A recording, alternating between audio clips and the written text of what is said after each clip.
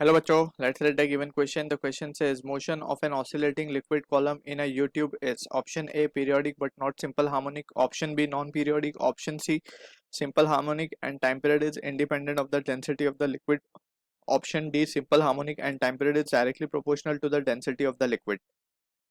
So in this question we need to understand few important point regarding the SHM part या फिर oscillating part. We can say oscillation का ही part SHM है, that we already know. ठीक. Also we need to understand one important thing. अगर particle is SHM, so it, अगर particle SHM perform कर रहा है, सो इट, उसके ऊपर जो लगने वाली फोर्स है that should be can be expressed in terms of this, that is F equals to minus KX, where K is SHM constant and X जो है हमारा डिस्प्लेसमेंट है, force is F is force. ठीक है ना. अगर हम इस फॉर्म में उस फोर्स को एक्सप्रेस कर पाते हैं, सो वी विल से कि पार्टिकल इज परफॉर्मिंग SHM. अब also we need to understand, अगर ये वैल्यू ट्रू होती है, ये चीज ट्रू होती है, so we can say that जो टाइम पीरियड आएगा that will be 2 pi under root m by k, 2 pi under root m by k. So this is the scenario we need to remember. अगर ये चीज होती है valid, so we can straight away write time period ये लिख सकते हैं हम. ठीक है.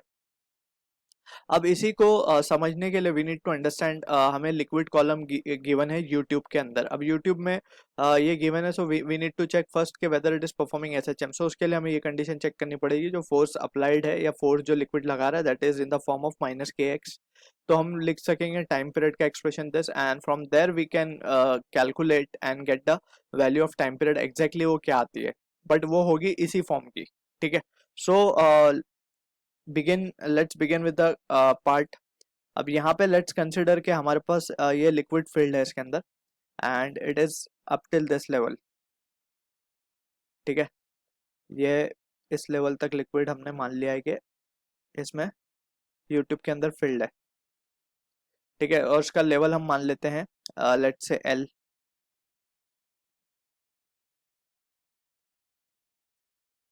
ठीक है. अब यहाँ पे we need to also understand कि जब हम यहाँ पे प्रेशर लगाएंगे ऊपर से, ठीक है, सो ये लिक्विड कॉलम इस तरफ डिस्प्लेस होगा और ये कुछ हाइट ऊपर की तरफ बढ़ जाएगा. ठीक है.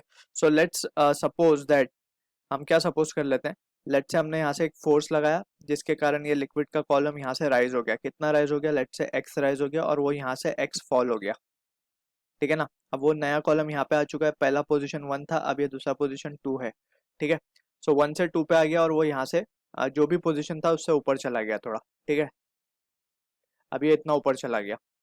अब वी नीड टू रिमेम्बर कि जब ये ऊपर जाएगा, सो अगर हम बात करें पॉइंट 2 की या लेयर 2 के ऊपर, लेयर 2 के ऊपर अब अभी जो फोर्सेस एक्ट कर रहे होंगे वो कौन से फोर्सेस होंगे.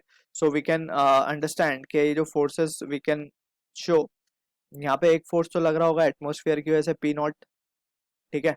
इस लेयर पे भी एक फोर्स लग रहा होगा एटमॉस्फेयर की वजह से P0 because it is exposed to the atmosphere now. ठीक है. अब यहाँ से जब ये P0 लग रहा होगा नीचे की तरफ, तो यहाँ से अगर लेट सपोज जो प्रेशर हमने इनिशियली लगाया था यहाँ से जिसके वजह से नीचे गया था, अगर हम यहाँ से वो प्रेशर रिलीज कर दे तो liquid column again will rise up, right. So जब ये ऊपर जाएगा, सो जो ऊपर जाने का जो फोर्स लिक्विड लगा रहा होगा उसे हम मान लेते हैं P. ठीक है. ये प्रेशर लगा रहा है P और ऊपर से कौन है, एटमोस्फियर है P0. ठीक. सो अगर हम लेयर 2 को यहाँ पे विजुअलाइज करें, सो ऊपर से जो प्रेशर लग रहा है दैट इज P0. और अगर फोर्स की बात करें तो it will be a where area is a is the cross sectional area of the tube, या फिर हम लिक्विड कह सकते हैं. अब यहाँ से जो प्रेशर लग रहा है वो है PA और टू बी प्रिसाइज हम इसको कह देते हैं P2A. ठीक है ना. अब नेट फोर्स की अगर हम बात करें तो नेट फोर्स क्या लग रहा होगा on this layer 2, on this layer 2 net force जो आ रहा होगा वो आ रहा होगा P2A माइनस P0A. ठीक है ना. Because P2A has to be greater than P0A, जब भी तो ये लेयर ऊपर जाएगा. ठीक. अब we need to calculate this value of P2A. So उसके लिए हम क्या करेंगे, we will consider a horizontal level. अब हॉरिजॉन्टल लेवल पे वी हैव ऑलरेडी स्टडीड के जो फ्लूइड होता है that is basically the static fluid, वो सेम प्रेशर अप्लाई करता है. ठीक है ना. अब स्टैटिक है फ्लूइड इसके अंदर. अब यहाँ पे अगर हम देखें, so this was the height x. ठीक. अब इस पॉइंट, इसको हम पॉइंट नंबर 3 बोल देते हैं यहाँ पे.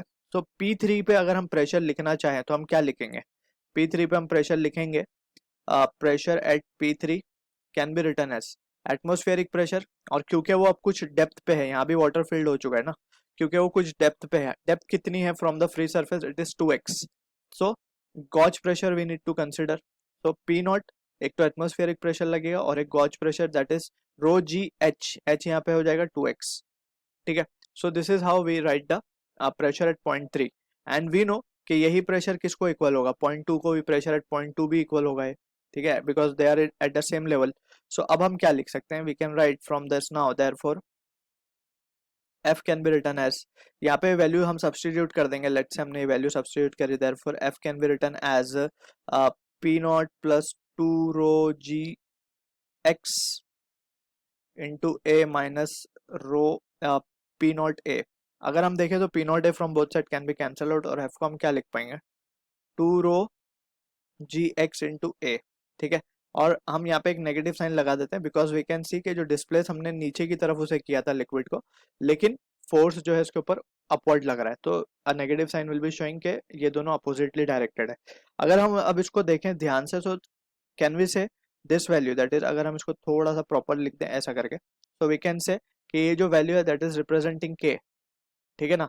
सो वी हैव ऑलरेडी डिस्कस के जो अगर हम फोर्स को के एक्स के टर्म में रिप्रेजेंट कर पाए, सो वी विल से कि जो टाइम पीरियड होगा दैट विल बी, और already we have done it, so हम क्या लिख पाएंगे, we can say time period can be written as 2 pi under root M by K. अब के की जगह के की वैल्यू सब्सटीट्यूट कर देंगे, देयरफॉर हमारे पास जो टाइम पीरियड आ जाएगा वो क्या आ जाएगा, 2 pi under root of M को ऐसे ही रहने देते हैं, के की वैल्यू क्या डाल देंगे हम, 2 रो जी ए एक्स, एक्स नहीं सॉरी के, ठीक है ना, बस यहाँ तक ही आएगी ये वैल्यू। अब इसको थोड़ा सा और अगर हम फर्दर रिजॉल्व कर लें, सो हमें क्या मिलेगा, वी कैन से एम को क्या लिख सकते हैं, डेंसिटी इंटू वॉल्यूम, और डेंसिटी इंटू वॉल्यूम मतलब रो इंटू वॉल्यूम को क्या लिख सकते हैं, एरिया इंटू लेंथ क्या थी L, divided by 2 rho G A. अब यहाँ से we can say A rho rho can be cancel out, so हमारे पास टाइम पीरियड क्या आ रहा है, 2 pi under root L by G. So ये एक्सप्रेशन आ रहा है हमारे पास टाइम पीरियड का। अगर हम इसको आप ऑप्शंस के साथ देखें, सो सिंपल हार्मोनिक तो ये है, सो ये ऑप्शन को स्ट्रेट अवे डिस्कार्ड कर सकते हैं। Non periodic again it is wrong, because we are getting the time period over here, ठीक है। सो टाइम पीरियड फिक्स है, that is dependent on length and the g, कोई ऐसा factor नहीं है जो वेरिएबल हो इसमें, ठीक है। So from this also we can discard option B. अब ऑप्शन सी जो है हमारा करेक्ट आंसर है, सिंपल हार्मोनिक तो है and time period is independent of the density, यहाँ पे कोई डेंसिटी का टर्म ही नहीं है, and option D is again incorrect, ठीक है। So I hope you understood the solution, all the best.